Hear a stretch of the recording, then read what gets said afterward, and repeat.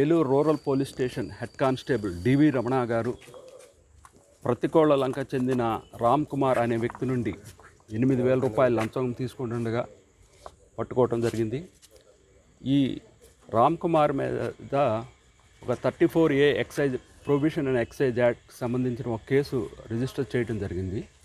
దాంట్లో అరెస్ట్ చేయకుండా ఉండటానికి అలాగే 41A నోటీస్ ఇవ్వటానికి సంబంధించి డబ్బులు డిమాండ్ చేసుకొని తీసుకుంటుండగా పట్టుకోవడం జరిగింది. అలాగే ఈ కేసులో ఇదే స్టేషన్లో పనిచేస్తున్నటువంటి ఏఎస్ఐ కట్టా వెంకటేశ్వరరావు గారు కూడా ఇదే కేసుకు సంబంధించి నీకు మళ్ళీ సహాయం చేస్తానని చెప్పేసి 22వ తారీఖు ఫోన్పే ద్వారా 1,000 రూపాయలు కూడా తీసుకున్నారు. ఆయన్ని కూడా అదుపులోకి తీసుకోవడం జరిగింది.